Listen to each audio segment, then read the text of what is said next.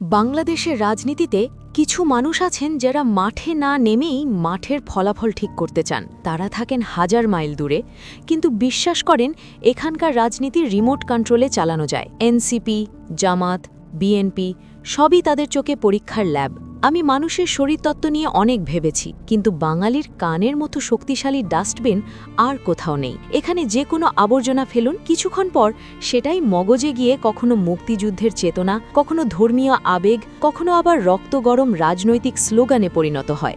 এই পরিস্থিতি একদিনে তৈরি হয়নি। দীর্ঘ স্বৈরাচারী শাসনে মানুষের মুখ এমনভাবে চেপে ধরা হয়েছিল যে প্রবাসী ইউটিউবাররাই হয়ে উঠেছিল প্রধান ভরসা। কিন্তু সমস্যা হলো, ইউটিউবাররা ধীরে ধীরে ইউটিউমারে পরিণত হয়েছে।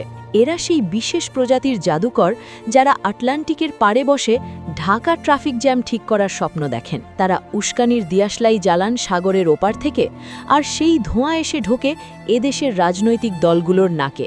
এনসিপি সেই পুরনো বাসের যাত্রী হয়েছিল, ভেবেছিল স্বর্গে যাচ্ছে। এখন দেখছে বাসটা সোজা খাদে, আর কন্ডাক্টরের হাতে হাতুড়ি আর পেরেক। তরুণ ছেলেগুলোর মাথা এমনভাবে খেয়েছে যে তারা চাঁদাবাজি আর মববাজিতে জড়িয়ে সার্কাস পার্টিতে পরিণত হয়েছে। রাজনীতির মাঠে তাদের আর কোনো প্রাসঙ্গিকতা নেই। এনসিপি শেষ, এখন ফোকাস জামাত। একটার পর একটা ভিডিও, একটার পর একটা শেষ পেরেক। সমস্যা হলো, পেরেক মারতে মারতে কফিন এখন চালুনির মতো হয়ে গেছে, তবু পেরেক মারা বন্ধ হয় না। আমি জামাতের সমর্থক হলে এদের সমর্থন পেয়ে ভয় পেতাম। প্রথম আলো আর ডেলি স্টার পোড়ানোর ঘটনার দিকে তাকান।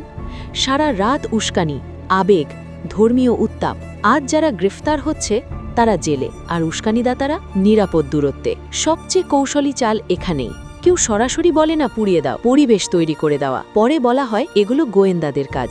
সম্পর্ক বদলায় এক পলকে। আমার আশঙ্কা, জামাত শেষ হলে পরের টার্গেট বিএনপি। বিএনপি এখনও পুরনো অ্যানালগ রাজনীতির দল। তারা ডিজিটাল উস্কানি বোঝে না, এটাই তাদের শক্তি। কিন্তু প্রতিদিন জামাত নিয়ে ভিডিও বানানো আসলে বিএনপিকে চাপ দেওয়ার কৌশল, দলে ঢোকার রাস্তা বানানোর চেষ্টা। একটার পর একটা দল শেষ হলে শেষে কি থাকে? আওয়ামী লীগ। প্রশ্নটা এখানেই। এই তথাকথিত রিমোট বিপ্লবীরা কি অজান্তেই পুরনো শক্তির ফিরে আসার পথ পরিষ্কার করে দিচ্ছে? এই প্রশ্নটা এখন আর উপেক্ষা করার সুযোগ নেই।